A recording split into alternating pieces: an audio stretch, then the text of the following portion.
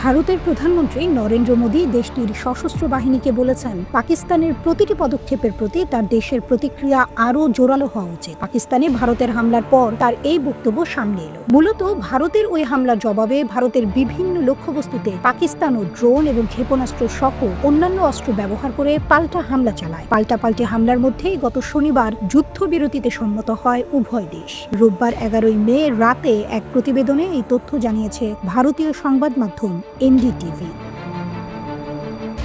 ভারতের সরকারি সূত্রে জানানো হয়েছে, মোদী ভারতীয় সেনাবাহিনীকে নির্দেশ দিয়ে বলেন, ওহা সে গোলি চলেগি, ইহা সে গোলা চলেগা। ওদিক থেকে যদি গুলি চালানো হয় তবে এখান থেকে গোলা ছোড়া হবে। ভারতীয় সূত্রগুলো এটিকে একটি মোড় ঘোরানো সিদ্ধান্ত বলে উল্লেখ করেছে, বিশেষ করে ভারতের বিমান ঘাঁটিতে পাকিস্তানের হামলার পরিপ্রেক্ষিতে। এর আগে ভারত অপারেশন সিন্দুর নামে একটি সামরিক অভিযান চালিয়ে পাকিস্তানের কয়েকটি স্থানে আক্রমণ চালায়। ভারতীয় যুদ্ধ বিমান থেকে লঞ্চ করা অস্ত্র ব্যবহার করে এই হামলাগুলো করা হয়।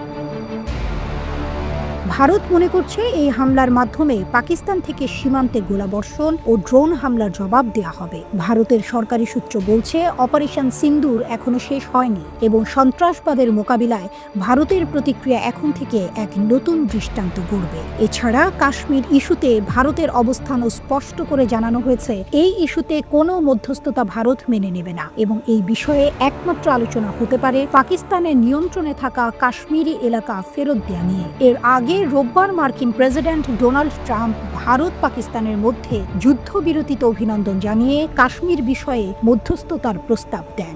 সোশ্যাল মিডিয়া প্ল্যাটফর্ম ট্রুথ সোশ্যালে দেয়া এক পোস্টে তিনি বলেন, আমি আপনাদের সঙ্গে কাজ করব যদি 1000 বছরের পর কোনো সমাধানে পৌঁছানো সম্ভব হয়। তবে ভারতের সরকারি সূত্র জানিয়েছে, পাকিস্তানের সঙ্গে কোনো রাজনৈতিক আলোচনা নয়, শুধু দুই দেশের সেনাবাহিনীর ডিজিএমও পর্যায়ে যোগাযোগ চলবে। তাদের ভাষায় এই মুহূর্তে আলোচনার আর কোনো বিষয় নেই।